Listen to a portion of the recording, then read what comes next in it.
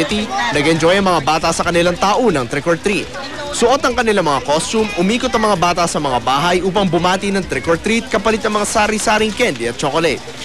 May mga batang nagbihis na para mga bruha, si kamatayan, mga zombie, may ilan ding nakatutuang nagbihis prinsesa at bubuyog tulad ng baby na ito upang bigyang kulay ang okasyon. Todo suporta ang mga magulang dahil nag-e-enjoy ang kanilang mga anak. Everybody does this every year.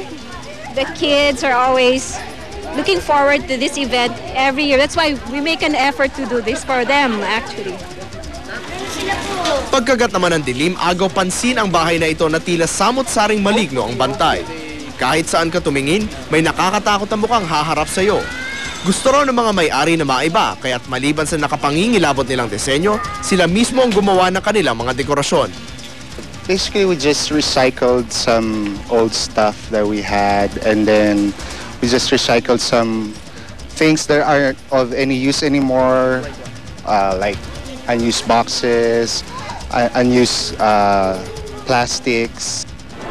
Ang isang ito naman, imbis na dumalaw sa sementeryo, dinala ang sementeryo sa kanyang bahay.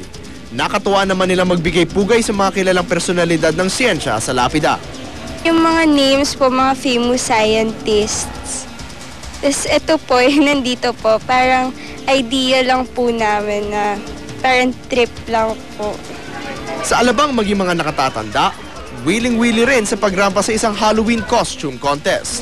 Mismo si kapuso comedian Michael V ang naging hurado sa patimpalak. Sana magkaroon pa ng konting push para kahit papano i-adapt natin itong Halloween trick-or-treating dito sa Pilipinas. At syempre, di pa huhuli ang ating mga alagang aso't pusa. Sa Eastwood City, Libis, rumampa sila sa Halloween costume contest ng Philippine Animal Welfare Society o PAWS. May mga asong nagbihis pirata. May isang naging kabayo ng Headless Horseman. May nag-alad Jezebel pa. At ang pinarangalang best in costume, ang samba dancer na ito. The event really aims to integrate pets as part of the family and to take them with you in most occasions. Para sa unang balita, James Velasquez, reported.